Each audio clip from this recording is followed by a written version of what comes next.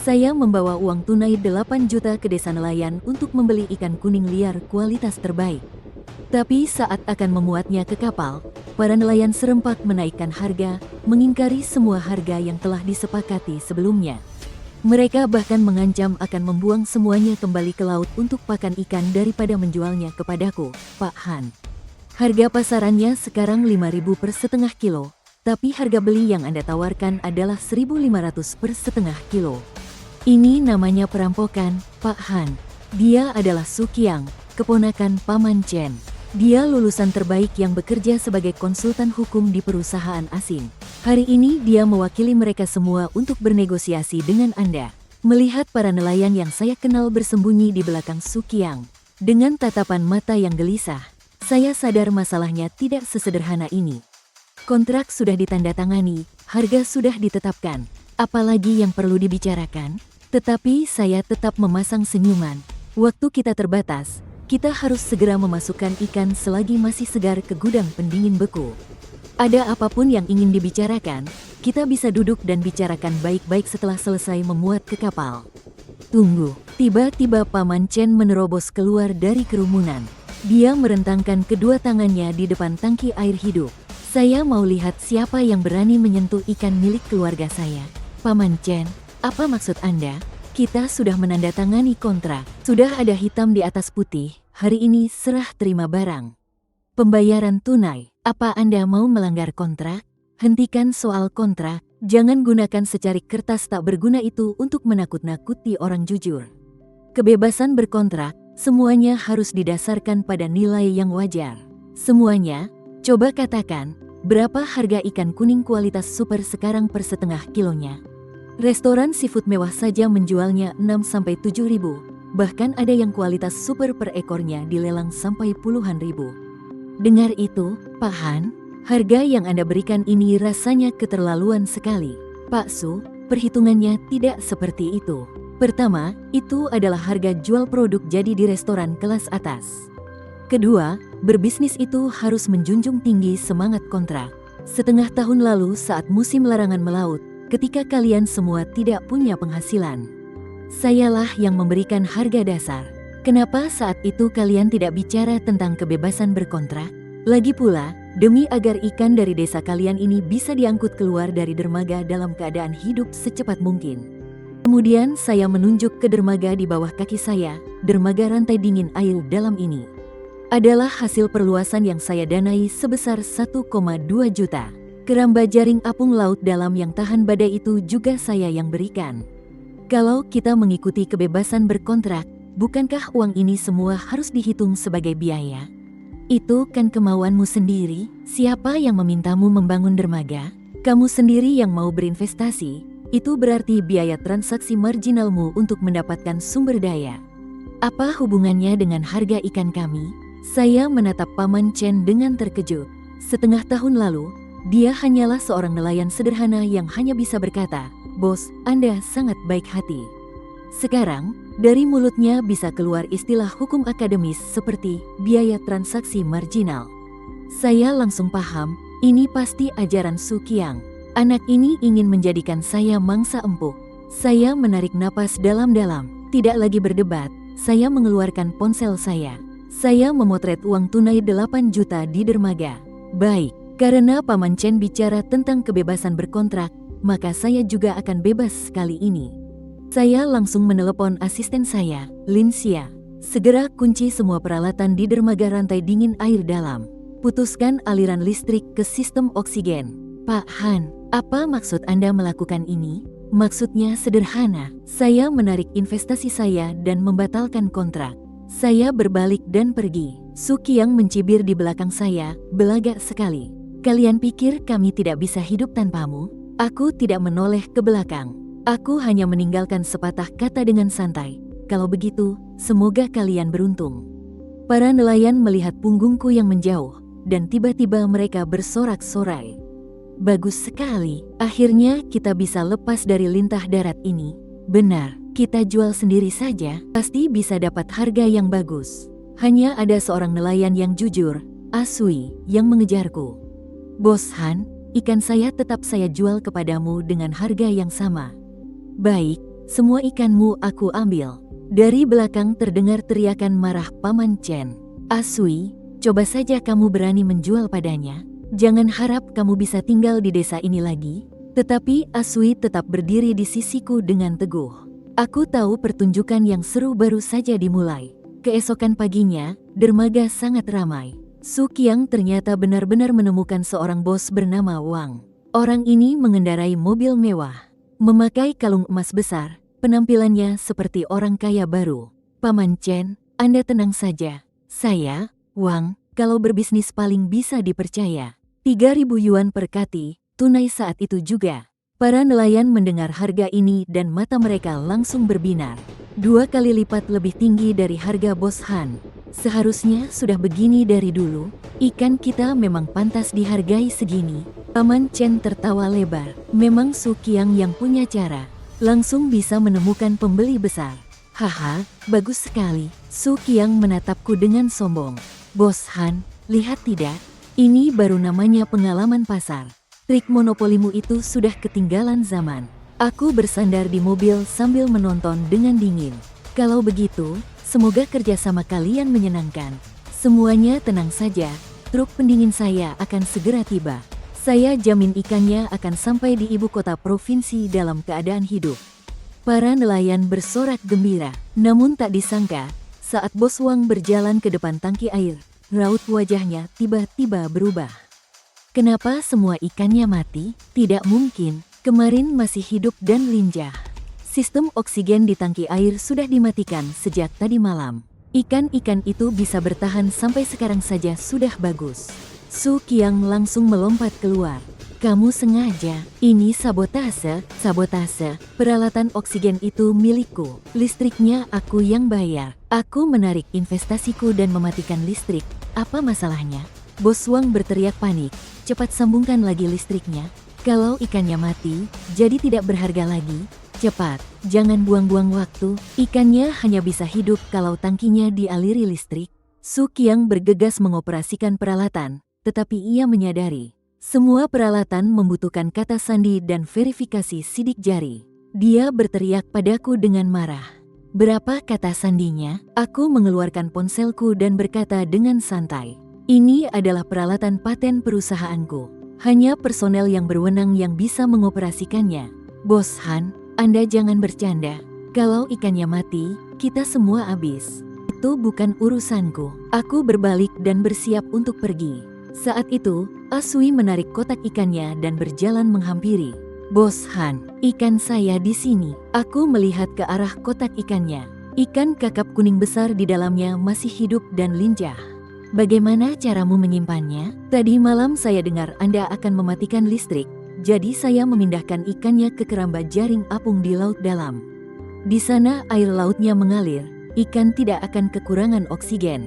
Cerdas, langsung mengeluarkan uang tunai di tempat. Dengan harga 1.500 per setengah kilonya, aku melunasi pembayaran untuk Sui. Uang tunai sebesar 500.000 diletakkan begitu saja di dermaga. Para nelayan sampai melotot melihatnya. Aku membawa Sui menuju satu-satunya jalur pendingin yang masih beroperasi. Itu khusus kusediakan untuk orang yang menepati janji. Su Qiang bergegas menghalangiku. Kenapa dia boleh memakainya? Sedangkan kami tidak boleh. Aku menatapnya dengan dingin. Karena dia menepati janji, sedangkan kalian tidak. Aku menekan sidik jariku, pintu jalur pendingin perlahan terbuka. Ikan milik Sui dengan cepat dimasukkan ke dalam truk pendingin profesional.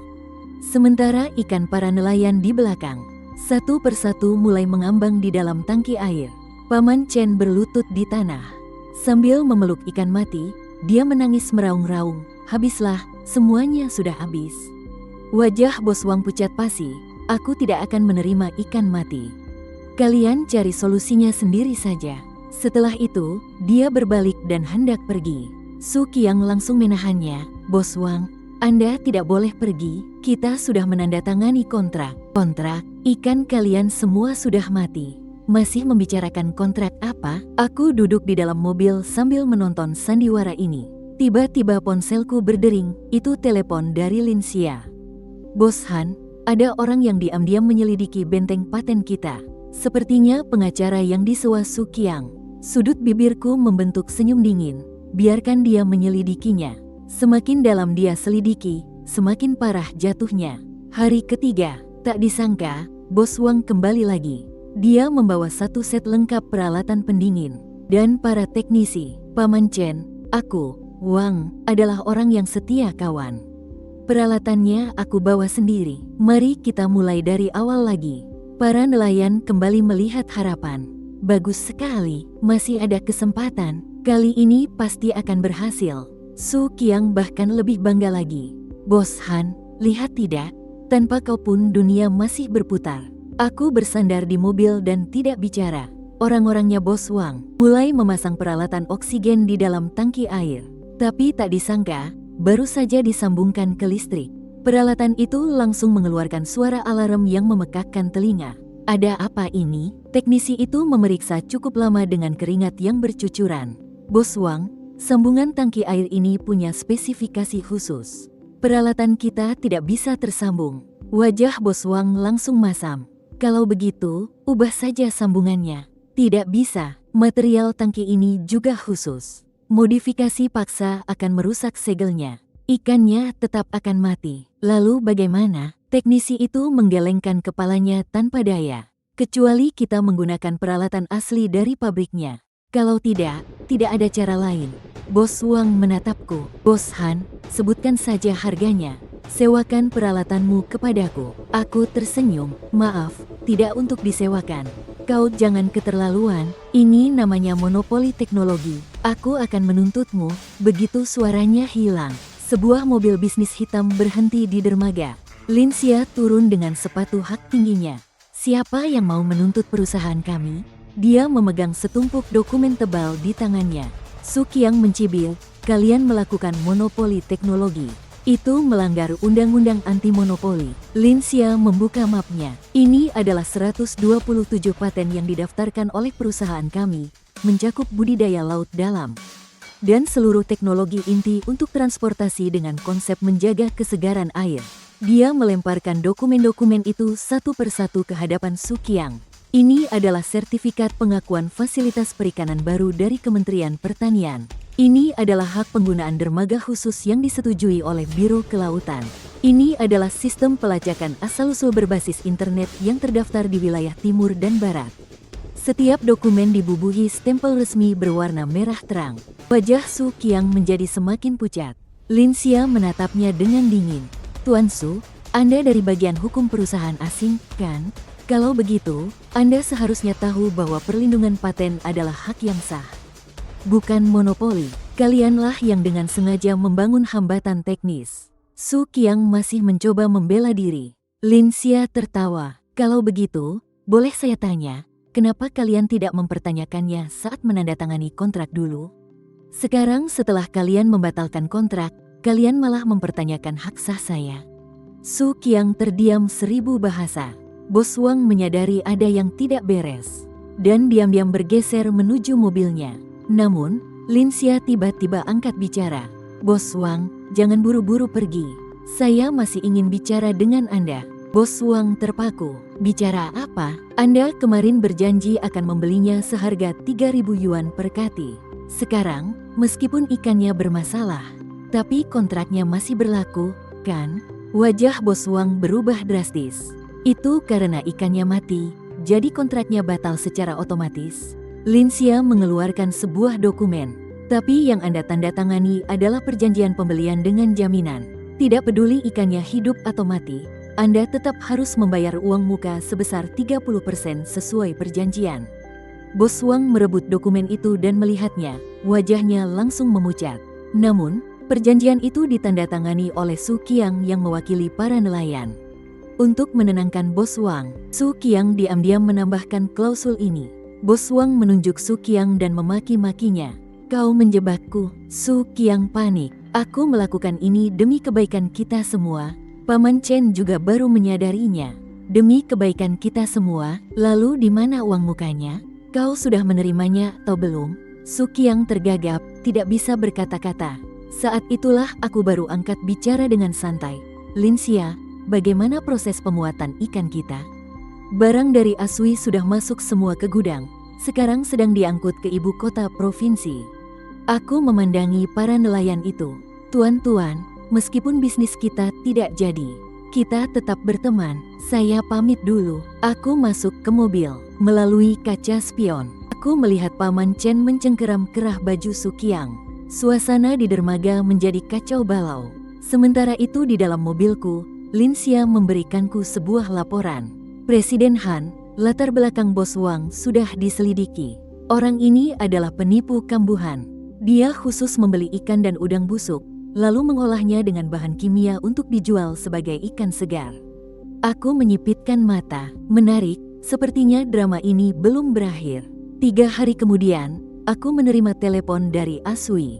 Bos Han, terjadi masalah besar di desa. Aku bergegas ke dermaga, dan dari kejauhan sudah tercium bau busuk yang menyengat.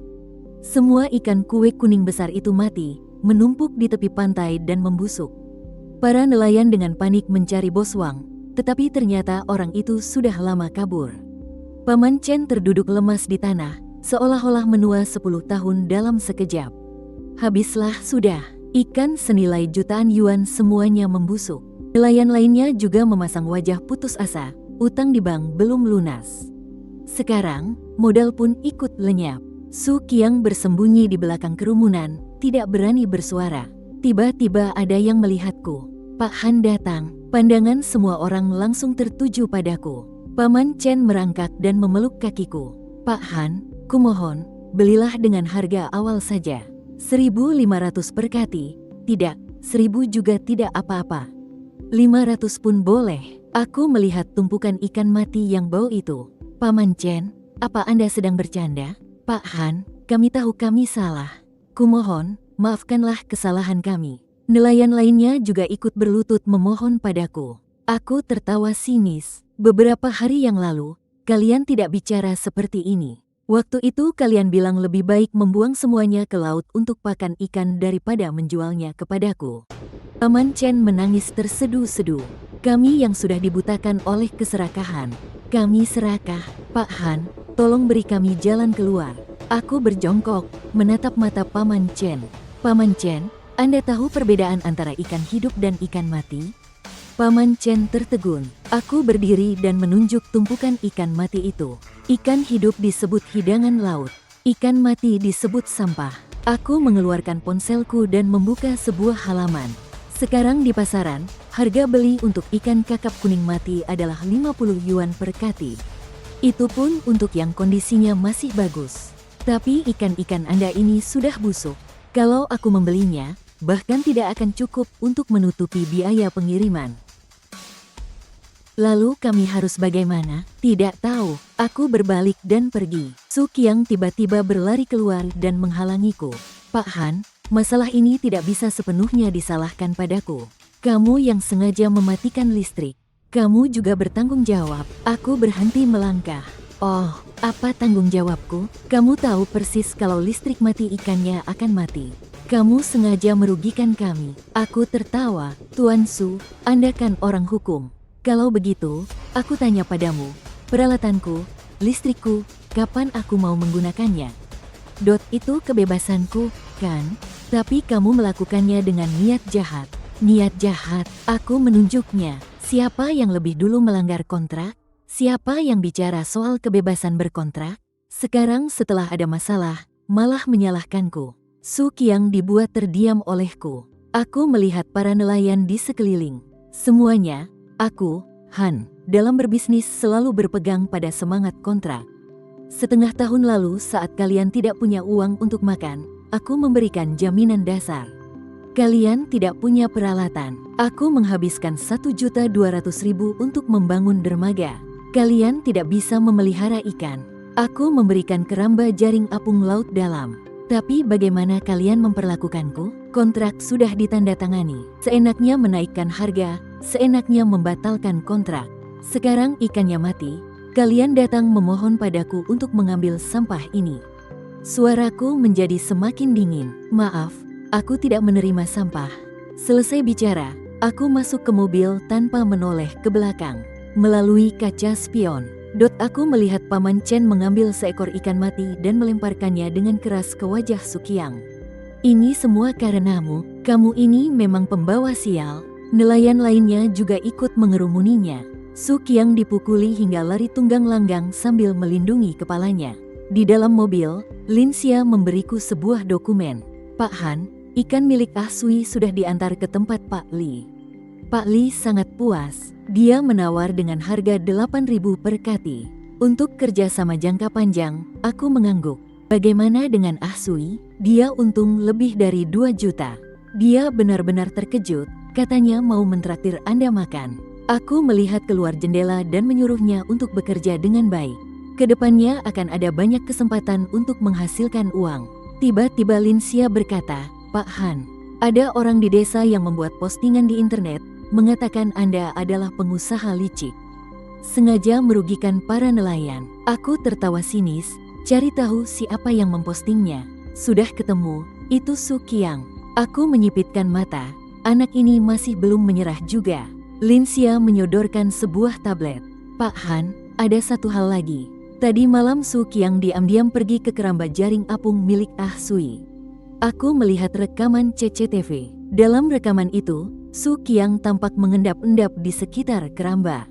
Sudut bibirku membentuk senyum sinis, menarik. Sepertinya dia mau mencuri ikan Ah Sui. Lin Xia bertanya apakah perlu lapor polisi. Aku menggelengkan kepala, tidak usah buru-buru, biarkan dia mencuri. Aku mau dia mencuri sampai bangkrut. Tak lama kemudian, ekonomi desa nelayan itu benar-benar hancur. Bank mulai menagih utang, para nelayan bahkan tidak bisa makan. Paman Chen membawa orang-orang memblokir pintu masuk perusahaanku, membawa spanduk dan menangis menuduhku bos yang licik. Kembalikan uang hasil jerih payah kami. Orang-orang yang lewat mengambil foto dan menunjuk-nunjuk. Aku berdiri di depan jendela besar kantorku, menyaksikan keributan di bawah. Lin Xia masuk.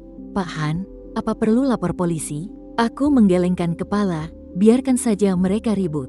Kalau sudah capek, mereka akan pergi sendiri. Tak disangka, saat itu Ah Sui menelepon. Suaranya terdengar seperti mau menangis. Pak Han, ikan raja di keramba jaring apungku hilang. Alisku berkerut. Kapan kejadiannya? Tadi malam waktu aku periksa, ikannya masih ada. Pagi ini sudah tidak ada. Padahal itu ikan yang kusimpan untuk ikut pelelangan. Itu ikan raja kualitas terbaik. Harganya paling tidak 500.000. Aku tertawa sinis. Aku tahu siapa pelakunya. Aku memutar ulang rekaman CCTV. Benar saja, terlihat Su Qiang bersama 2 orang lainnya tadi malam mencuri ikan kroaker itu dengan peralatan profesional. Lin Xia bertanya, apa perlu lapor polisi? Tidak. Aku menatap ekspresi puas Su Qiang di layar. Dia mencuri ikan itu karena ingin membalikkan nasibnya di pelelangan kelas atas di kota. Kalau begitu, biarkan saja dia pergi. Lin Xia tertegun, Pak Han.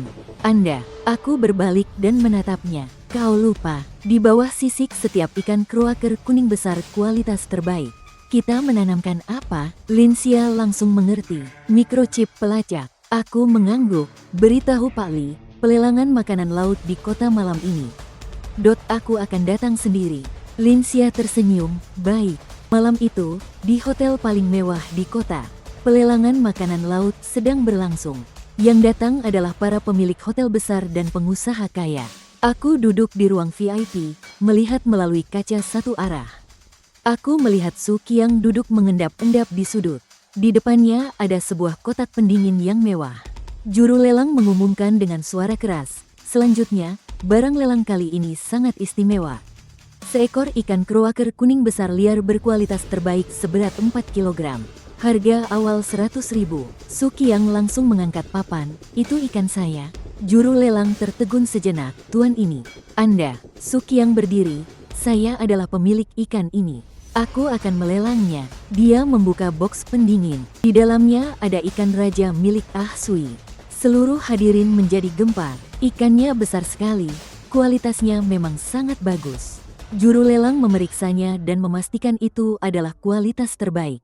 Kalau begitu, sesuai aturan, harga dibuka dari 150.000. Su Qiang tersenyum puas. Penawaran pun dimulai. 160.000, 180.000. 200.000, harga terus naik. Su Qiang gemetar karena bersemangat. Tak disangka, Aku menekan tombol intercom di dalam ruangan. Tunggu sebentar, suaraku terdengar ke seluruh penjuru aula melalui pengeras suara. Semua orang tertegun. Juru lelang bertanya dengan hormat. Tamu terhormat di ruang VIP, ada yang bisa dibantu? Aku pun berdiri dan keluar dari ruangan. Saat aku muncul di aula lelang, seluruh hadirin terdiam. Ketika Suki yang melihatku, wajahnya langsung pucat pasi. Bos Han, kenapa kamu ada di sini? Aku tidak memedulikannya. Aku langsung berjalan ke panggung lelang. Juru lelang, tolong pindai ikan ini dengan alat ini. Aku menyerahkannya. Sebuah pemindai genggam. Juru lelang menerimanya dengan bingung. Dia memindai ikan raja itu, dan alatnya langsung berbunyi bip-bip. Di layar besar muncul serangkaian data. Nomor chip AW202400315. Pemilik terdaftar, Ah Sui. Waktu pendaftaran, 3 bulan yang lalu. Seluruh hadirin kembali gempar. Aku menatap Su Qiang. Tuan Su, bisakah Anda jelaskan kenapa ikan milik Ah Sui ada di tangan Anda? Wajah Su Qiang memucat. Aku membantunya untuk melelang ikan ini. Oh, ya, aku mengeluarkan ponsel dan menelepon Ah Sui. Aku menyalakan pengeras suara. Ah Sui, apa kamu menyuruh Su Qiang melelang ikanmu? Terdengar suara Ah Sui. Tidak, Bos Han, ikan saya dicuri tadi malam. Saya baru saja mau lapor polisi. Seluruh ruangan menjadi hening. Aku menatap Su Qiang. Sudah dengar? Kaki Su Qiang lemas dan dia berlutut di lantai. Bos Han, aku salah. Aku benar-benar salah. Aku berkata dengan dingin. Sekarang baru tahu kalau kamu salah. Sudah terlambat. Aku berbalik menatap juru lelang. Tolong panggil polisi. Ikan ini adalah barang curian. Para pengusaha kaya yang menonton mulai berdiskusi. Ternyata ikan curian. Berani sekali orang ini. Berani-beraninya menjual barang curian di acara seperti ini. Dalam waktu kurang dari 10 menit, polisi pun tiba. Su Qiang langsung dibawa pergi. Sebelum pergi, dia masih berteriak, Bos Han, kumohon, lepaskan aku. Aku punya orang tua dan anak yang harus dinafkahi. Aku bahkan tidak meliriknya sama sekali. Tiba-tiba seseorang di kerumunan mengenaliku. Bukankah itu tuan muda dari grup Han?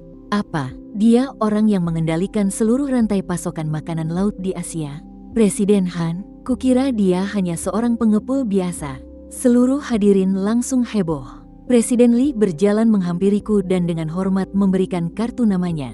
Presiden Han, mohon maaf. Saya tidak menyangka Anda akan datang sendiri. Aku menerima kartu namanya. Presiden Li, Anda terlalu sungkan. Saya hanya datang untuk mengurus masalah pribadi. Presiden Li merendahkan suaranya. Presiden Han, mengenai pasokan jangka panjang, saya serius. Sebutkan saja harganya, saya akan pertimbangkan. Pak Li, bukannya saya tidak mau bekerja sama, tapi pengelolaan di desa nelayan itu sekarang terlalu kacau. Kualitasnya sama sekali tidak bisa dijamin. Pak Li mengerutkan kening, lalu bagaimana? Saya berpikir sejenak, kecuali ada orang yang bisa merombak total desa itu. Membangun sistem budidaya dan pembelian yang terstandardisasi. Mata Pak Li berbinar, Pak Han. Maksud Anda adalah, aku tersenyum, saya bisa mencobanya, tapi ada satu syarat. Anda katakan, semua nelayan harus menerima manajemen saya dan mengikuti aturan saya. Tidak boleh berantakan seperti sebelumnya lagi. Pak Li langsung mengangguk, itu mudah diatur. Saya bisa bantu Anda meyakinkan mereka. Aku menggelengkan kepala, tidak perlu. Mereka akan segera datang memohon padaku. Keesokan harinya, Paman Chen dari desa nelayan menerima pemberitahuan terakhir dari bank, jika tidak membayar dalam waktu 3 hari. Mereka akan menyita perahu dan keramba jaring kalian. Para nelayan panik, bagaimana ini? Ikannya semua sudah mati, pakai apa kita bayar utang? Ini semua gara-gara Su Qiang, bajingan itu sudah mencelakai kita. Paman Chen terduduk lemas di tanah, seluruh tubuhnya seolah kehilangan jiwa. Saat itu, Ah Sui kembali dengan mengendarai mobil pickup yang baru. Di kursi belakang mobilnya ada banyak tas belanjaan. Para nelayan yang melihatnya langsung mengerumuninya. Ah Sui, kamu jadi kaya ya? Ah Sui tersenyum dan berkata, berkat Bos Han, ikan-ikanku laku terjual lebih dari 2 juta. Apa? 2 juta lebih? Semua orang tercengang. Paman Chen bertanya pada Ah Sui dengan gemetar. bukankah ikanmu itu hanya beberapa ribu kilo? Bagaimana bisa laku semahal itu? Asui berkata dengan bangga. Bos Han mengirim ikanku ke restoran mewah milik Pak Li. Pak Li menawarnya 8.000 per kilo, dan dia mau bekerja sama jangka panjang denganku. Setelah mendengarnya, para nelayan menyesal setengah mati. Coba dari dulu tidak mendengarkan Sukiang. Iya, sekarang lihatlah. Asui jadi kaya, kita malah jadi gembel. Paman Chen tiba-tiba memegang tangan Asui. Asui, bisakah kamu bantu kami bicara padanya? Minta Bos Han untuk memberi kami satu kesempatan lagi. Asui berkata dengan ragu. Paman Chen, bukannya aku tidak mau membantu. Tapi perbuatan kalian waktu itu keterlaluan. Bos Han sekarang sama sekali tidak mau berurusan dengan kalian. Lalu bagaimana? Apa kami benar-benar akan diusir oleh bank? Asui berpikir sejenak, bagaimana kalau kalian sendiri yang temui Bos Han? Minta maaf baik-baik padanya. Paman Chen mengertakkan gigi. Ayo, kita pergi sekarang juga. Sore harinya, Paman Chen membawa belasan nelayan ke bawah kantor perusahaanku.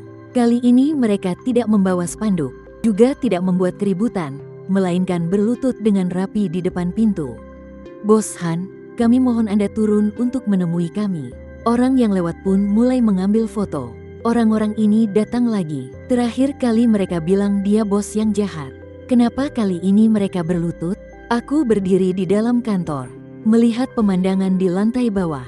Linsia bertanya, Pak Han, perlukah kita menyuruh satpam mengusir mereka? Aku menggelengkan kepala, biarkan mereka berlutut. Kalau sudah cukup, mereka akan pergi sendiri. Tak disangka, Paman Chen dan yang lainnya berlutut selama 3 jam. Matahari bersinar terik. Beberapa nelayan tua hampir pingsan karena kepanasan. Asui benar-benar tidak tahan melihatnya. Dia berlari ke sini memohon padaku, Bos Han, tolong temui mereka. Mereka benar-benar tahu mereka salah. Aku menatap Asui. Asui, hatimu terlalu lembut. Bagaimana perlakuan orang-orang ini padamu dulu? Asui menundukkan kepalanya. Aku tahu, tapi bagaimanapun juga mereka adalah warga sekampung yang tumbuh bersamaku. Aku terdiam sejenak. Baik, suruh mereka naik. Tapi ada yang ingin ku jelaskan dulu. Asui segera berlari ke bawah. Tak lama kemudian, Paman Chen membawa para nelayan masuk ke kantor. Mereka semua berlutut di hadapanku dengan wajah kuyu. Bos Han, kami yang tidak tahu diuntung. Kami yang terlalu serakah. Kumohon beri kami satu kesempatan lagi. Aku duduk di kursi, sambil menatap mereka dengan dingin. Kesempatan? Aku sudah pernah memberi kalian kesempatan. Kalian sendiri yang tidak menghargainya. Paman Chen bersujud, Bos Han. Anda katakan saja apa yang harus kami lakukan, kami akan melakukannya. Asalkan kami bisa terus hidup. Aku berdiri, berjalan ke arah jendela besar. Kalian ingin hidup, boleh. Tapi kali ini, harus mengikuti aturanku. Anda katakan saja, kami akan mendengarkan Anda. Aku berbalik, mulai hari ini, kalian bukan lagi nelayan independen, melainkan karyawan perusahaanku. Semua ikan akan dibeli, diberi harga, dan dijual secara seragam olehku. Para nelayan saling berpandangan. Lalu, apa kami masih bisa dapat untung? Aku tersenyum sinis. Untung, sekarang nyawa kalian saja hampir tidak bisa diselamatkan. Masih berpikir untuk dapat untung besar? Paman Chen menggertakkan giginya, Bos Han. Asalkan kami bisa melunasi utang bank, kami akan menyetujui apapun. Aku menatap mereka. Baik, kalau begitu tanda tangani kontraknya. Linsia mengeluarkan kontrak yang sudah disiapkan. Para nelayan melihat pasal-pasal di dalam kontrak. Wajah mereka menjadi semakin muram. Pasal-pasal dalam kontrak itu sangat berat. Semua nelayan harus membudidayakan ikan sesuai standar yang kutetapkan, dibayar persatuan hasil, tanpa gaji pokok. Selain itu, hak pakai semua peralatan, keramba, dan dermaga menjadi milikku. Tangan Paman Chen gemetar setelah selesai membaca. Bos Han, ini bukankah sama saja menjadikan kami kuli? Aku berkata dengan dingin, kalau tidak mau, tidak usah tanda tangan. Aku tidak memaksa. Para nelayan saling berpandangan. Tidak ada yang berani bersuara. Tiba-tiba seorang nelayan muda berdiri. Aku tidak mau tanda tangan. Ini sama saja mendorong kita ke jurang kematian, kan? Yang lain pun mulai goyah. Iya, turun-temurun kita jadi bos untuk diri sendiri. bagaimana bisa kerja untuk orang lain? Paman Chen juga ragu. Bos Han, bisakah syaratnya diringankan sedikit? Aku tertawa. Diringankan? Aku berjalan ke layar besar. Menekan remote control, sebuah video muncul di layar. Itu adalah rekaman saat mereka bersama-sama membatalkan kontrak dan mengepungku. Bos Han, 150 miliar kati itu namanya perampokan. Lebih baik semuanya dibuang ke laut untuk pakan ikan daripada dijual padamu. Tanpa kamu, dunia masih tetap berputar. Setiap kata terdengar sangat jelas. Para nelayan menonton video itu. Wajah mereka memerah. Aku melanjutkan ke rekaman berikutnya. Itu adalah rekaman saat mereka membentangkan spanduk di depan gerbang perusahaanku. Bos tak punya hati, kembalikan uang hasil jerih payah kami. Aku mematikan video. Tuan-tuan sekalian, inilah wajah kalian yang sebenarnya. Sekarang masih punya muka untuk bernegosiasi denganku? Paman Chen menundukkan kepala karena malu. Bos Han, kami salah. Aku berjalan kembali ke tempat dudukku. Salah, sudah terlambat. Sekarang hanya ada 2 jalan di hadapan kalian. Pertama, tanda tangani kontrak dan jadi karyawanku. Atau, tunggu saja sampai diusir oleh bank. Para nelayan terdiam. Saat itu Aswi tiba-tiba berkata, Bos Han, saya akan tanda tangan. Semua orang pun menatapnya. Aswi berkata dengan tegas, Bos Han telah berjasa padaku, dan lagi pula bekerja dengan Bos Han. Setidaknya tidak akan kelaparan. Dia maju, mengambil pulpen dan menandatanganinya. Chen Su, sambil mengertakkan gigi, aku juga ikut. Dengan adanya yang memulai, nelayan lainnya pun ikut menandatangani. Hanya nelayan muda itu yang masih ragu-ragu. Aku tidak percaya kalau tanpa Bos Han, kita benar-benar tidak bisa bertahan hidup. Dia berbalik dan pergi. Aku tidak menahannya. Terserah. Kalau tidak mau tanda tangan, pergi saja. Aku tidak kekurangan orang sepertimu. Nelayan muda itu pergi dengan marah. Aku menatap orang-orang yang tersisa. Karena kalian sudah menandatangani kontrak, maka mulai besok, semua orang harus mengikuti aturanku. Siapapun yang berani berbuat macam-macam lagi, langsung enyah dari sini. Para nelayan serempak menjawab, baik, Bos Han. Aku berbalik dan berkata pada Linsia, lunasi pinjaman bank mereka. Potong uangnya dari gaji mereka nanti. Paman Chen begitu terharu hingga hampir menangis. Bos Han, Anda benar-benar penyelamat kami. Aku berkata dengan dingin, jangan buru-buru berterima kasih. Uang itu harus dikembalikan dan ditambah bunga. Paman Chen mengangguk berulang kali, tentu saja, tentu saja. Setelah para nelayan pergi, Linsia bertanya padaku, Bos Han, Anda melakukan ini, tidak takut mereka akan berkhianat lagi nanti? Aku tertawa, berkhianat? Kali ini, kalau mereka berani berkhianat lagi, aku akan membuat mereka bahkan tidak bisa kembali ke desa nelayan ini. Linsia memberiku sebuah dokumen. Bos Han, ini pesanan dari Bos Li. Dia mau 5.000 kati ikan kakap kuning kualitas super. Harganya 10.000 per kati. Aku melihat dokumen itu. Beritahu Bos Li, barang dikirim sebulan lagi. Kualitas dijamin. Tapi, Bos Han, kapasitas produksi desa nelayan sekarang tidak akan cukup. Aku berdiri. Kalau begitu, suruh mereka bekerja mati-matian. Kalau tidak bisa, potong gaji. Keesokan harinya, aku pergi sendiri ke desa nelayan. Para nelayan melihatku. Mereka semua menyapa dengan hormat. Selamat pagi, Bos Han. Aku mengangguk dan berjalan ke tepi dermaga. Mulai hari ini, semua orang beternak ikan sesuai standarku. Setiap hari mulai kerja jam 6 pagi, selesai jam 8 malam. Ikan yang kalian ternakkan akan aku periksa satu persatu. Yang tidak memenuhi syarat tidak akan diterima sama sekali. Para nelayan saling berpandangan. Bos Han, apa standar ini tidak terlalu ketat? Aku tersenyum sinis. Ketat? Kalian tahu berapa harga yang ditawarkan Bos Li? 10.000 per kati. Tapi syaratnya, ikannya harus mencapai standar kualitas super.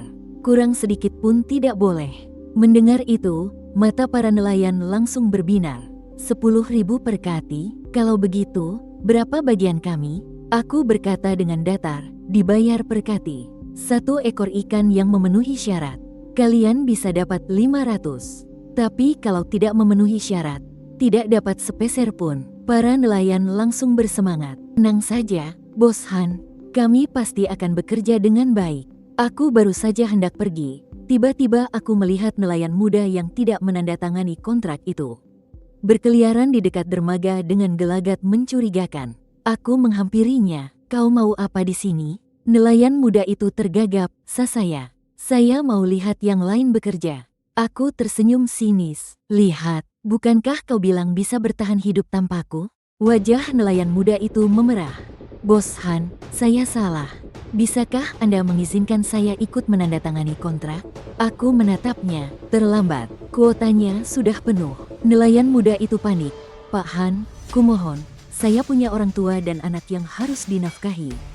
Kalau tidak bekerja, kami benar-benar tidak bisa hidup lagi." Aku berbalik dan berjalan. "Itu pilihanmu sendiri. Jangan salahkan orang lain." Nelayan muda itu berlutut di tanah. "Pak Han, saya benar-benar tahu saya salah." Aku menghentikan langkahku tanpa menoleh ke belakang. "Mau tanda tangan kontrak boleh, tapi kau harus melakukan pekerjaan yang paling melelahkan. Dapat bayaran paling sedikit, dan ada masa percobaan 3 bulan. Kalau tidak memenuhi syarat, langsung pergi." Nelayan muda itu bersujud berkali-kali. "Saya bersedia. Saya bersedia." Barulah aku berbalik. "Kalau begitu, pergilah cari Linsia untuk tanda tangan kontrak." Nelayan muda itu berlari pergi dengan penuh rasa terima kasih. Ah Sui datang menghampiri. "Pak Han, Anda ternyata masih berhati lembut." Aku menatapnya. "Bukan karena hatiku lembut. Ini adalah kesempatan terakhir yang kuberikan pada mereka.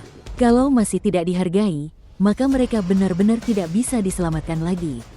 Desa nelayan kembali beroperasi. Para nelayan mulai bekerja setiap hari sebelum fajar. Mereka 10 kali lipat lebih rajin dari sebelumnya. Aku berdiri di dermaga, memperhatikan mereka yang sibuk bekerja. Linsia datang menghampiri. "Pak Han, ada suatu situasi yang perlu saya laporkan kepada Anda. Tadi malam ada yang mencoba merusak keramba jaring apung. Tertangkap oleh radar peringatan dini bawah laut." Alisku berkerut. "Siapa?" Linsia memutar rekaman CCTV. Di layar, terlihat beberapa bayangan hitam. Mereka sedang memotong tali keramba dengan gunting. Aku memperbesar gambarnya. Aku bisa melihat dengan jelas wajah orang-orang itu. Ternyata itu Bos Wang. Orang ini masih berani kembali. Linsia berkata, "Dia sepertinya ingin balas dendam. Menghancurkan keramba jaring apung kita." Aku tersenyum dingin. "Balas dendam? Kalau begitu, biar dia menanggung akibatnya. Lapor polisi. Katakan ada orang yang dengan sengaja merusak fasilitas perikanan." Aku punya semua buktinya. Dalam waktu kurang dari setengah jam, polisi pun tiba. Bos Wang masih melakukan aksinya di laut. Sama sekali tidak menyangka akan tertangkap. Saat kapal cepat polisi mengepungnya, dia benar-benar terkejut. "Pak polisi, ini salah paham." Polisi berkata dengan dingin. "Salah paham? Rekaman CCTV sudah sangat jelas. Masih mau mengelak?" Saat Bos Wang dibawa ke darat, dia melihatku berdiri di dermaga. Dia menggertakkan giginya. "Pak Han, kau yang lapor polisi?" Aku tertawa. "Memangnya siapa lagi? Kau pikir aku akan pura-pura tidak lihat saat kau merusak kerambaku?" Bos Wang berteriak. "Jangan terlalu sombong. Aku tidak akan melepaskanmu." Aku berjalan ke hadapannya. "Bos Wang, kau sudah tidak punya kesempatan lagi." Aku berbalik dan berkata pada polisi, "Pak polisi, orang ini tidak hanya merusak fasilitas perikanan, sebelumnya dia juga menggunakan bahan kimia untuk mengolah ikan mati dan menjualnya seolah-olah ikan hidup.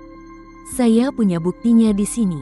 Linsia menyerahkan sebuah berkas yang tebal. Setelah polisi memeriksanya, ekspresi mereka menjadi semakin serius. "Sifat masalah ini sangat serius. Ikut kami kembali untuk penyelidikan." Bos Wang benar-benar panik. Jangan, saya salah. Saya benar-benar salah." Tapi polisi sama sekali tidak mendengarkan penjelasannya dan langsung membawanya pergi. Linsia bertanya padaku, "Pak Han, sepertinya kali ini Bos Wang akan dipenjara." Aku mengangguk. Masalah keamanan pangan dihukum 3-5 tahun bukan masalah. Selain itu, sita semua asetnya untuk memberikan kompensasi kepada konsumen yang telah dirugikan olehnya. Linsia segera melaksanakannya. Para nelayan yang melihat kejadian ini semua terkesiap. "Pak Han terlalu kejam. Boleh cari masalah dengan siapa saja, tapi jangan dengan Pak Han." Paman Chen berjalan mendekat dan berkata dengan hati-hati, "Pak Han, Anda benar-benar membasmi kejahatan demi rakyat." Aku menatapnya. Paman Chen, bekerjalah dengan baik. Jangan memikirkan hal-hal yang tidak perlu. Paman Chen mengangguk berulang kali. Baik, baik, baik. Saya pasti akan bekerja dengan baik. Selama setengah bulan berikutnya, efisiensi desa nelayan sangat mengejutkan. Para nelayan bekerja mati-matian untuk memelihara ikan. Karena takut tidak memenuhi standar dan gajinya dipotong. Aku secara pribadi memeriksanya setiap hari. Ikan yang tidak memenuhi standar semuanya dikembalikan untuk dipelihara ulang. Awalnya para nelayan masih mengeluh. Bos Han, ikan ini sudah sangat bagus. Kenapa masih belum memenuhi standar? Aku mengambil ikan itu. Coba lihat, warna sisik ikan ini tidak cukup keemasan. Itu artinya nutrisinya tidak cukup. Lihat lagi mata ikannya, tidak cukup jernih. Itu artinya kualitas airnya bermasalah. Ikan seperti ini jika dibawa ke tempat Presdir Li akan merusak reputasiku. Setelah mendengar itu, para nelayan tidak berani bicara lagi. Mereka mulai memelihara ikan dengan lebih sungguh-sungguh. Setiap hari memeriksa kualitas air, menyesuaikan rasio pakan. Perlahan-lahan, tingkat kelulusan semakin tinggi. Aku melihat ikan-ikan kroaker kuning keemasan itu, dan mengangguk puas. Bagus, pertahankan terus. Mendengar itu, para nelayan menjadi lebih bersemangat. Saat itu Aswi datang. Bos Han, pesanan Presdir Li akan segera jatuh tempo. Apakah stok kita cukup? Aku melihat datanya, hampir cukup. Dalam 3 hari lagi kita bisa mengumpulkan 5.000 jin. Aswi menghela napas lega, syukurlah. Tapi tak disangka, keesokan harinya terjadi masalah. Pagi-pagi sekali, Paman Chen berlari dengan panik. Bos Han, gawat, ikan di keramba mati dalam jumlah besar. Wajahku langsung berubah. Ada apa? Aku segera bergegas ke lokasi. Terlihat puluhan ikan mati mengambang di keramba. Aku mengambil satu untuk diperiksa.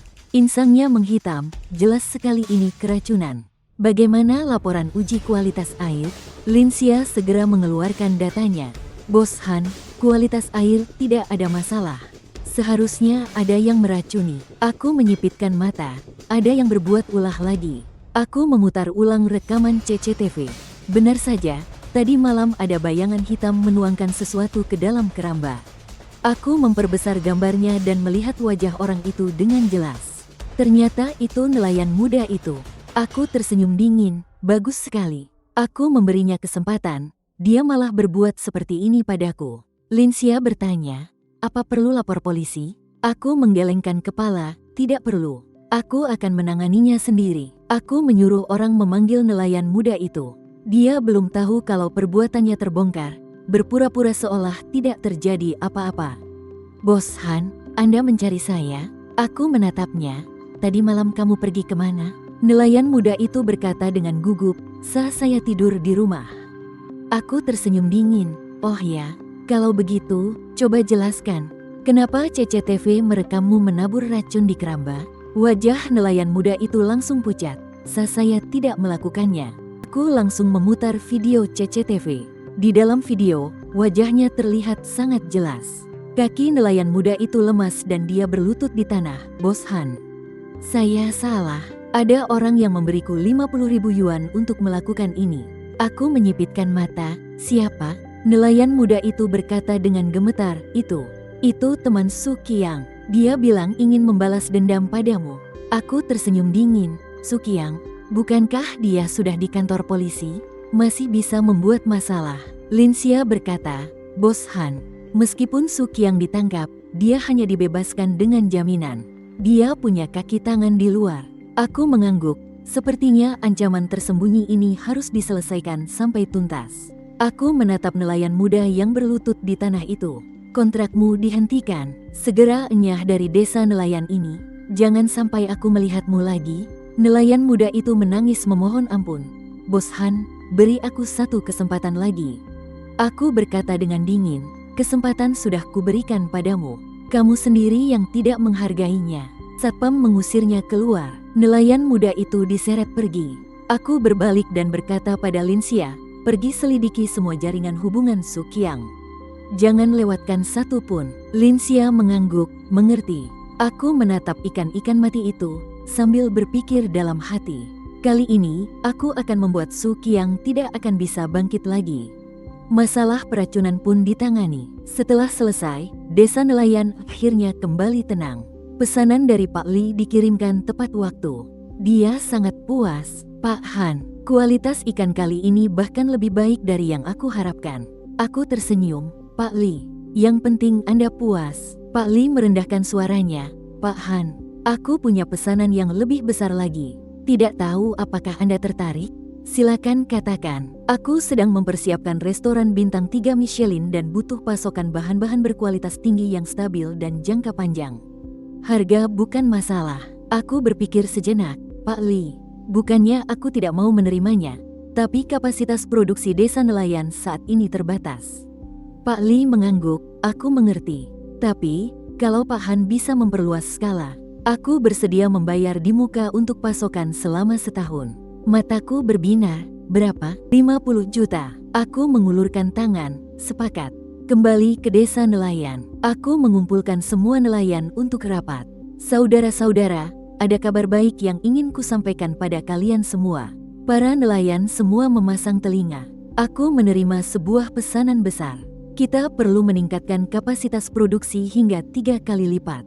Artinya, penghasilan kalian juga akan naik 3 kali lipat. Para nelayan yang mendengarnya bersorak gembira. Bagus sekali. Hidup Bos Han. Paman Chen berkata dengan semangat. Bos Han, Anda adalah dewa rezeki kami. Aku memberi isyarat dengan tangan. Jangan senang dulu. Untuk meningkatkan kapasitas, kita butuh lebih banyak tenaga kerja dan peralatan. Aku berencana menginvestasikan 20 juta untuk memperluas dermaga. Tapi ada satu syarat. Para nelayan langsung terdiam. Syarat apa? Aku memandang ke sekeliling. Mulai hari ini, seluruh hak pengelolaan desa nelayan ini menjadi milikku. Kalian hanya bertanggung jawab untuk beternak dan menangkap ikan. Semua keuntungan akan dibagi sesuai porsi. Aku 7, kalian 3. Para nelayan saling berpandangan. Ada yang berbisik pelan. Ini bukannya sama saja dengan menjual seluruh desa pada Bos Han? Paman Chen ragu-ragu. Bos Han, apa porsi pembagiannya? Tidak sedikit. Aku tertawa sinis. Paman Chen, Anda merasa ini tidak adil? Kalau begitu, biar aku tanya pada Anda. Tanpa teknik dariku, apa kalian bisa membudidayakan ikan kakap kuning kualitas super? Apa bisa menjualnya seharga 10.000 per setengah kilonya? Paman Chen terdiam 1000 bahasa. Aku melanjutkan.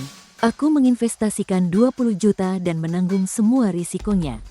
Kalian hanya perlu bekerja dan bisa mendapatkan uang. Apa itu masih kurang adil? Para nelayan terdiam. Saat itu, Asui berdiri. Aku setuju. Apa yang dikatakan Bos Han benar. Tanpa dia, kita bukan apa-apa. Dengan Asui yang memulai, nelayan lain pun ikut mengangguk. Aku juga setuju. Pokoknya, bekerja dengan Bos Han pasti lebih baik dari sebelumnya. Paman Chen menggertakkan giginya. Baiklah. Kami akan ikut dengan Bos Han. Saya mengangguk puas. Bagus, kalau begitu mari kita tanda tangani kontrak baru. Lin Xia mengeluarkan kontrak yang sudah disiapkan. Para nelayan menandatanganinya satu persatu. Namun tak disangka, saat itu juga terdengar keributan dari arah gerbang desa. Minggir, minggir semua. Terlihat Su Qiang datang bersama beberapa orang. Dia masuk dengan marah. Para nelayan tertegun melihatnya. Su Qiang, bagaimana kamu bisa keluar? Su Qiang tertawa dingin. Aku dibebaskan dengan jaminan. Hari ini aku datang untuk menuntut keadilan. Dia menunjuk ke arah saya. Bos Han, Anda memanfaatkan monopoli teknologi untuk memaksa para nelayan menandatangani kontrak yang tidak adil. Ini ilegal. Saya tertawa. Pak Su, Anda ini mau membuat masalah lagi? Ya. Su Qiang mengeluarkan sebuah dokumen. Ini surat gugatan yang saya minta pengacara tulis. Saya akan menuntut Anda atas monopoli ilegal dan transaksi paksa. Para nelayan mulai goyah. Yang dikatakan Su Qiang benar. Pembagian hasil 70-30 memang agak tidak adil. Iya, kita yang bekerja, Bos Han yang dapat bagian terbesar. Paman Chen juga menjadi ragu. Bos Han, bagaimana kalau kita bicarakan lagi? Saya melihat orang-orang pelin-pelan ini dan tertawa dingin dalam hati. Bicarakan lagi? Boleh saja. Saya mengeluarkan ponsel, menghubungi Pak Li. Pak Li, maaf. Pesanan senilai 50 juta itu, saya tidak bisa menerimanya lagi. Pak Li tertegun. Kenapa? Karena para nelayan merasa pembagian hasil yang saya berikan terlalu sedikit, mereka tidak mau bekerja lagi. Pak Li menghela napas, sayang sekali. Padahal tadinya aku mau memperkenalkanmu pada beberapa pemilik restoran Michelin. Sudahlah, aku cari pemasok lain saja. Saya menutup telepon, lalu menatap para nelayan. Kalian semua sudah dengar, kan? Pesanan senilai 50 juta itu batal. Para nelayan terbelalak. Apa? 50 juta? Paman Chen panik. Bos Han, Anda jangan bercanda, kata saya dengan dingin. Saya tidak bercanda, karena kalian merasa ini tidak adil, maka bisnis ini tidak usah kita lanjutkan. Sekarang saya umumkan, semua kontrak dibatalkan dan semua investasi saya tarik kembali. Para nelayan benar-benar panik. Bos Han, jangan begitu. Bukan itu maksud kami. Su Qiang malah tertawa dingin. Jangan pura-pura. Kamu pikir tanpa kamu, kami tidak bisa hidup? Saya menatapnya. Oh ya, coba katakan, tanpa teknologi dan jalur distribusiku, bagaimana kalian bisa menjual ikan-ikan itu? Su Qiang berkata dengan bangga, aku sudah menghubungi beberapa pedagang hasil laut. Mereka bersedia membeli dengan harga 3.000 per kati. Para nelayan mendengarnya, dan mata mereka berbinar lagi. 3.000 per kati, itu juga lumayan. Saya tertawa. Kalau begitu, semoga kerjasama kalian menyenangkan. Saya berbalik dan pergi. Lin Xia mengikuti di belakangku. Presdir Han, Anda benar-benar mau menyerah? Saya menggelengkan kepala. Tidak. Aku ingin membuat mereka melihat dengan jelas siapa vampir yang sebenarnya. Benar saja, tidak sampai 2 hari. Pedagang hasil laut yang dibawa Su Qiang menunjukkan wajah aslinya. Mereka meminta para nelayan membayar uang jaminan sebesar 50.000 lebih dulu. Selain itu, harga beli diturunkan dari 3.000 menjadi 2.000. Barulah para nelayan sadar mereka telah ditipu. Su Qiang, bukankah kamu bilang 3.000 per kati? Su Qiang juga tercengang. Mereka bilang harga pasar sudah berubah. Paman Chen gemetar karena marah. Dasar kau penipu, dia mencelakai kita lagi. Para nelayan mengepung Su Qiang, memukul dan menendangnya. Su Qiang melindungi kepalanya dan kabur. Bukan aku, mereka yang menipuku. Paman Chen terduduk lemas di tanah, air mata berlinang. Habislah sudah. Kali ini benar-benar habis. Asui menghela napas. Aku sudah bilang dari awal, hanya dengan mengikuti Bos Han baru ada jalan keluar. Kalian saja yang tidak mau dengar. Paman Chen menggenggam tangan Asui. Asui, bisakah kamu bantu kami memohon pada Bos Han? Asui menggeleng. Kali ini aku juga tidak bisa membantu kalian. Kalian terlalu mengecewakan Bos Han. Paman Chen menutup matanya dengan putus asa. Tepat pada saat ini, ramalan cuaca merilis pemberitahuan darurat. Badai topan super akan segera mendarat.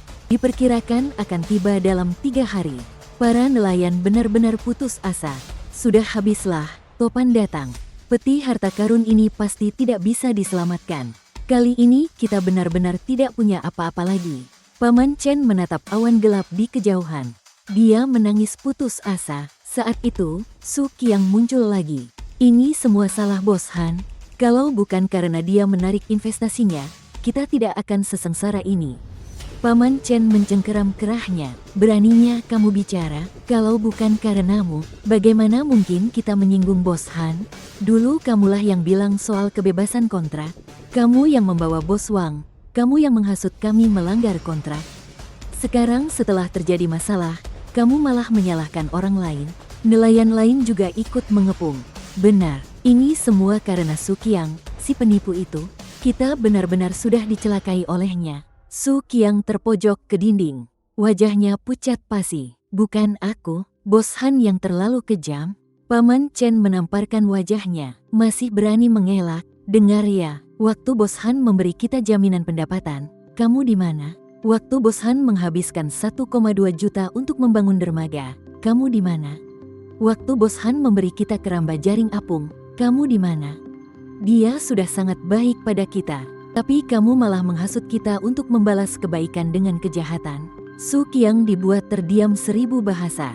Paman Chen menunjuknya. Dengar, mulai hari ini, enyah kau dari desa nelayan ini. Jangan pernah kembali. Para nelayan serentak setuju. Betul, Enyah sana, kami tidak menginginkanmu di sini. Su Qiang melarikan diri dengan malu.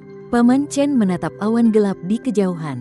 Dia menghela napas. Asui, bisakah kamu membantu kami untuk terakhir kalinya? Asui berkata dengan ragu. Paman Chen, bukannya aku tidak mau membantu. Tapi kalian benar-benar sudah keterlaluan. Bos Han sudah memberi kalian beberapa kali kesempatan. Tapi kalian tidak pernah menghargainya. Paman Chen berlutut di tanah. Aku tahu, tapi sekarang Topan akan datang. Kami benar-benar tidak punya jalan lain lagi. Aku mohon, kasihanilah kami orang-orang tua ini. Nelayan lain juga ikut berlutut. Asui, kami mohon padamu. Asui menatap warga desa yang tumbuh besar bersamanya ini, hatinya luluh. Baiklah, aku akan coba, tapi aku tidak jamin Bos Han akan setuju. Saat itu, saya sedang melihat peta jalur Topan di kantor. Bawahan saya berkata, Bos Han, Topan akan tiba di desa nelayan lusa. Tempat itu pasti tidak bisa diselamatkan. Aku mengangguk, biar mereka tanggung sendiri akibatnya. Saat itu, Asui mengetuk pintu dan masuk. Bos Han, ada yang ingin saya mohonkan pada Anda. Aku menatapnya dan berkata, katakanlah. Asui berlutut di lantai. Bos Han, orang-orang desa sudah sadar mereka salah.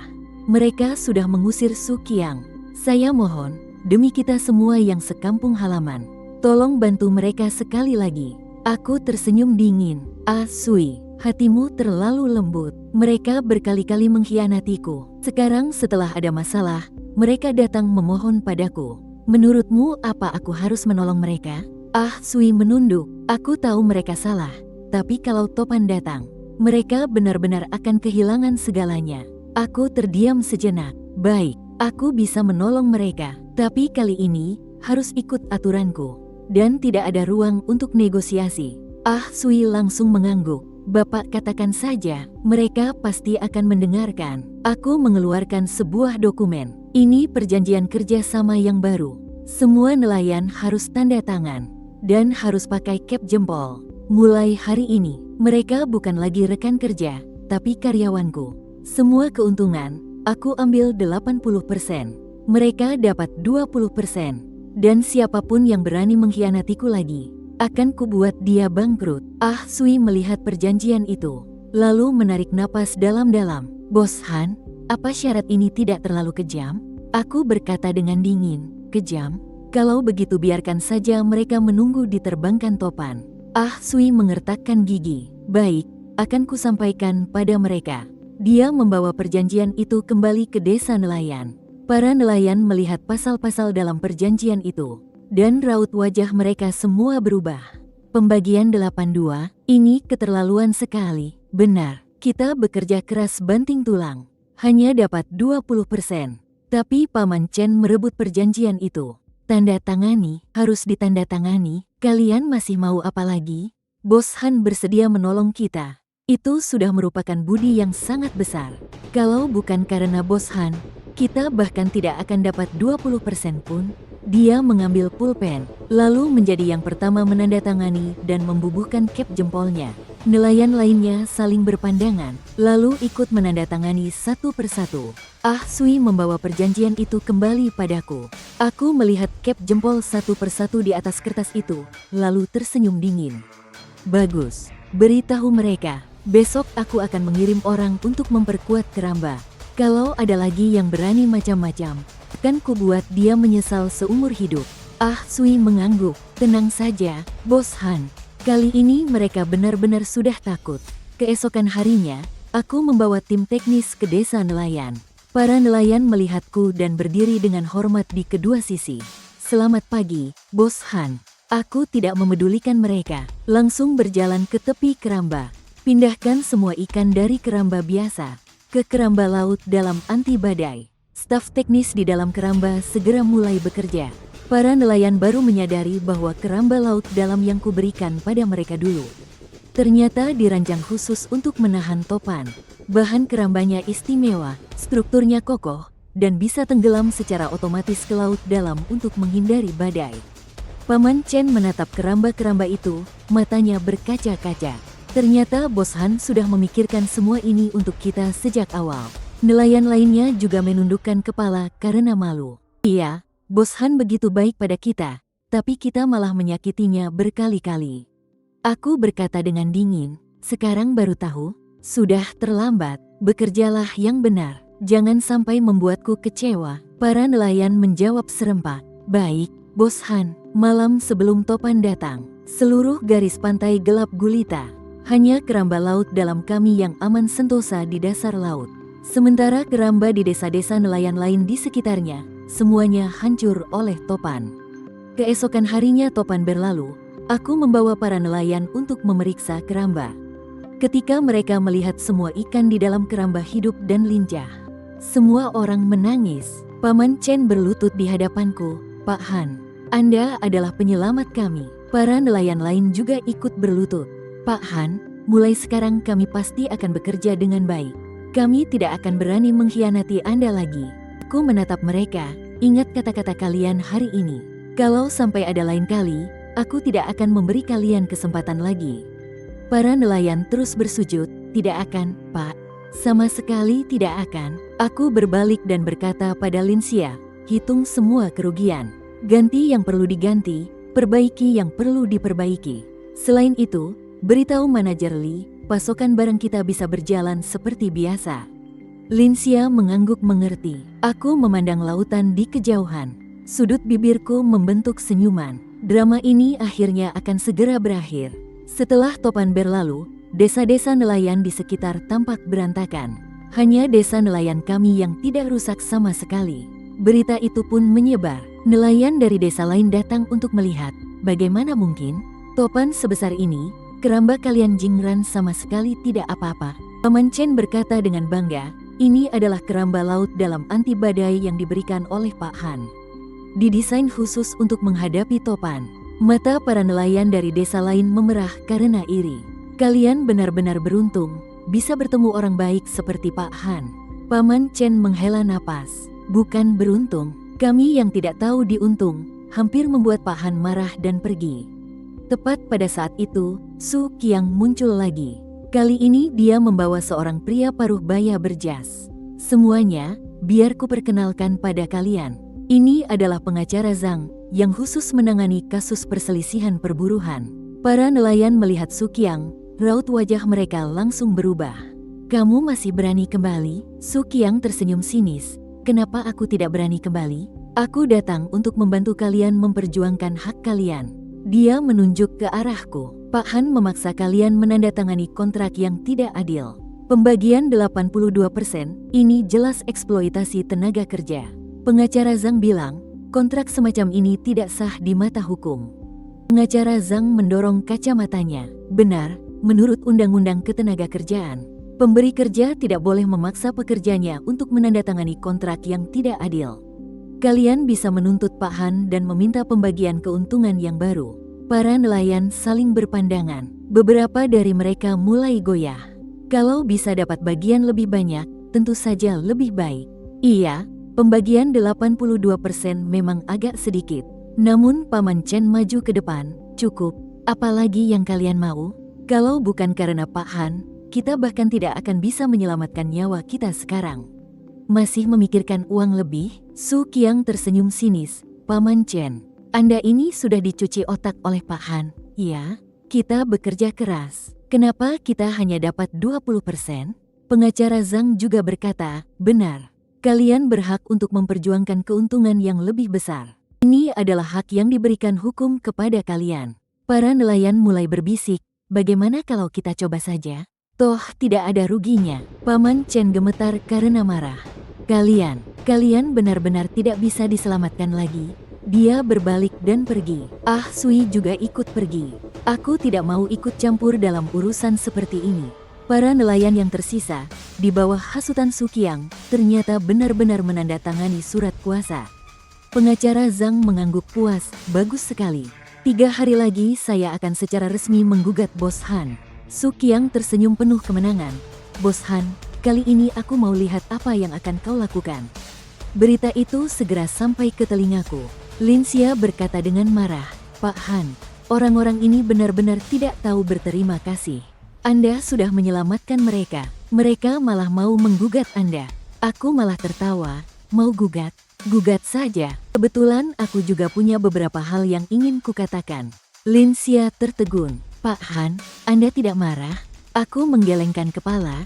Marah memangnya ada gunanya? Orang-orang seperti ini memang begitu. Tidak akan sadar sebelum terbentur. Pergi siapkan berkasnya. Kita harus membuat mereka melihat. Apa yang disebut senjata makan tuan. 3 hari kemudian di ruang sidang, pengacara Zhang menyatakan dengan berapi-api, Yang Mulia Hakim, Bos Han memanfaatkan monopoli teknologinya. Memaksa klien saya menandatangani kontrak yang tidak adil. Pembagian 80-20 jelas tidak masuk akal. Ini sangat merugikan hak-hak para pekerja. Saya meminta pengadilan untuk menyatakan kontrak tidak sah. Dan menuntut Bos Han untuk memberikan kompensasi atas kerugian klien saya. Para nelayan duduk di kursi pengunjung. Penuh harap, kali ini kita pasti menang. Nanti kita bisa dapat uang lebih banyak. Hakim menatapku. Terdakwa, apa ada yang ingin Anda sampaikan? Aku berdiri. Yang Mulia Hakim, saya punya bukti yang ingin diserahkan. Lin Xia menyerahkan sebuah dokumen tebal. Ini adalah semua catatan investasi perusahaan saya di desa nelayan. Dermaga rantai dingin air dalam 1,2 juta. Keramba jaring apung tahan badai laut dalam 800.000. Sistem oksigenasi dan peralatan kesegaran 100.000. Pelatihan teknis dan gaji staf 300.000. Totalnya 2,8 juta. Hakim membolak-balik dokumen, ini semua investasimu? Aku mengangguk, benar. Dan hak milik semua peralatan ini atas nama saya. Para nelayan hanya menggunakan peralatan saya untuk beternak, lalu saya membeli ikan mereka. Ini adalah kerja sama bisnis yang normal, tidak ada kerja paksa. Pengacara Zhang langsung membantah, tapi pembagian 80-20 jelas tidak masuk akal. Aku tersenyum sinis, tidak masuk akal? Kalau begitu, coba aku tanya padamu, tanpa peralatanku, apa mereka bisa memelihara ikan kue kuning kualitas super? Tanpa saluranku, apa mereka bisa menjualnya seharga 10.000 per setengah kilo? Tanpa teknologiku, apa ikan mereka bisa selamat dari badai topan? Pengacara Zhang terdiam 1000 bahasa.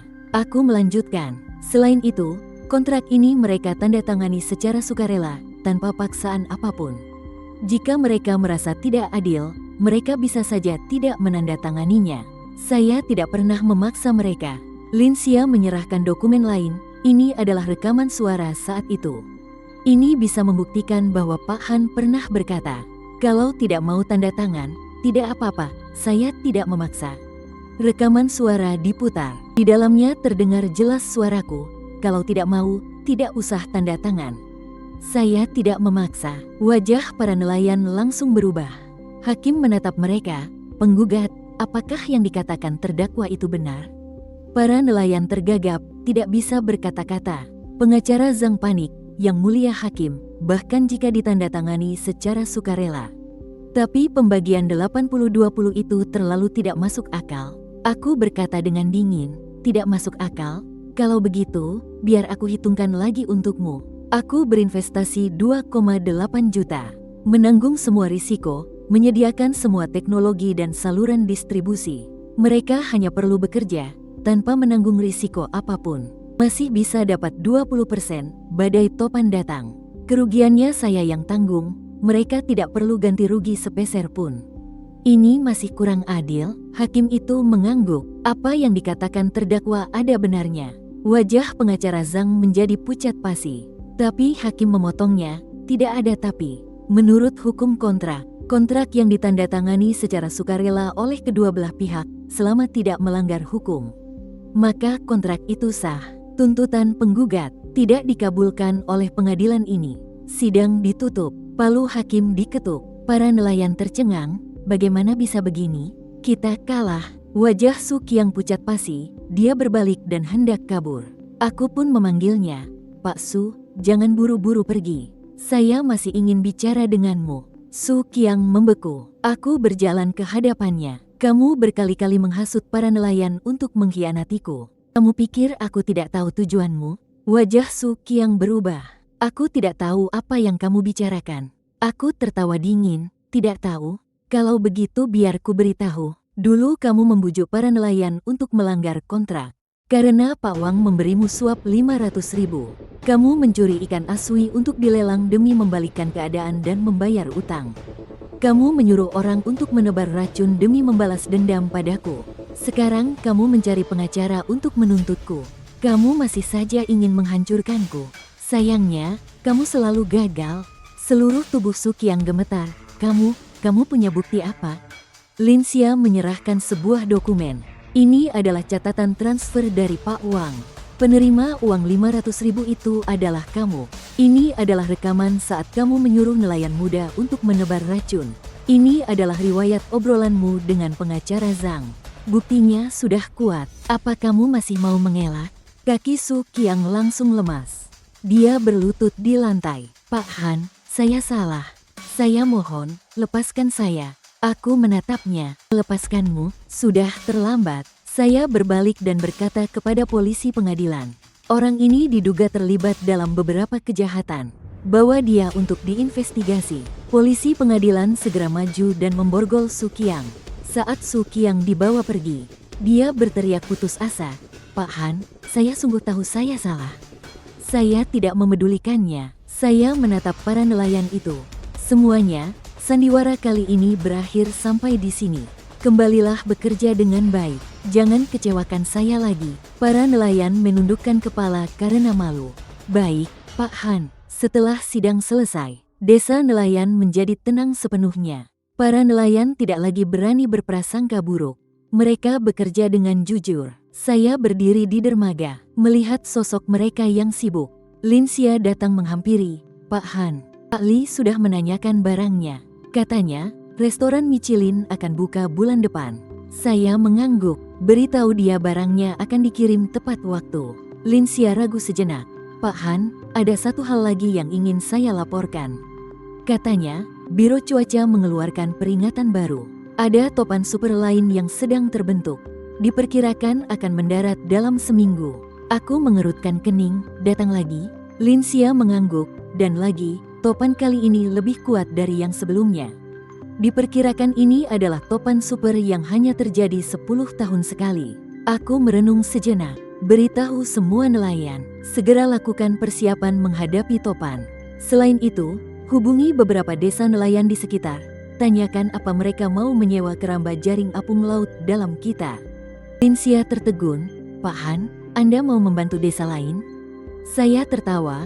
Bukan membantu, ini bisnis. Biaya sewanya 10.000 sehari. Lin Xia langsung mengerti. Saya akan segera melakukannya. Kabar pun tersebar. Para kepala desa nelayan di sekitar datang semua. Pak Han, kami dengar keramba jaring apung Anda bisa tahan topan. Bisakah kami menyewanya? Saya menatap mereka. Bisa. Tapi ada syaratnya. Biaya sewanya 10.000 sehari. Dan harus bayar lunas biaya untuk 7 hari di muka. Para kepala desa tersentak kaget. 70.000? Ini terlalu mahal. Saya berkata dengan tenang. Mahal? Coba kalian hitung, kalau topan datang. Berapa kerugian kalian? Ikan senilai jutaan akan hancur semua. Apa artinya 70.000? Para kepala desa saling berpandangan. Tapi, dari mana kami punya uang tunai sebanyak itu? Saya berdiri. Kalau begitu, tidak ada cara lain. Semuanya, silakan pulang. Para kepala desa menjadi panik. Pak Han, tidak bisakah ada kelonggaran? Kami akan menjaminkannya dengan ikan. Saya menggelengkan kepala. Tidak bisa. Saya hanya menerima uang tunai. Para kepala desa dengan berat hati berkata, baiklah, kami akan pergi mengumpulkan uang. Mereka pergi dengan lesu. Lin Xia bertanya pada saya, Pak Han, bagaimana kalau mereka tidak bisa mengumpulkan uangnya? Saya tertawa, tidak bisa mengumpulkannya. Kalau begitu, biarkan saja mereka menunggu kerugian jutaan. Nanti juga mereka akan kembali memohon pada saya. Benar saja, 2 hari kemudian, para kepala desa datang lagi. Kali ini mereka membawa uang tunai. Pak Han, uangnya sudah kami kumpulkan. Bisakah kami menyewa kerambanya sekarang? Saya melihat tumpukan uang tunai itu. Bisa. Tanda tangani kontraknya. Setelah para kepala desa menandatangani kontrak, mereka tampak sangat lega. Terima kasih, Pak Han. Anda benar-benar telah menyelamatkan kami. Saya berkata dengan tenang, tidak perlu berterima kasih. Ini bisnis.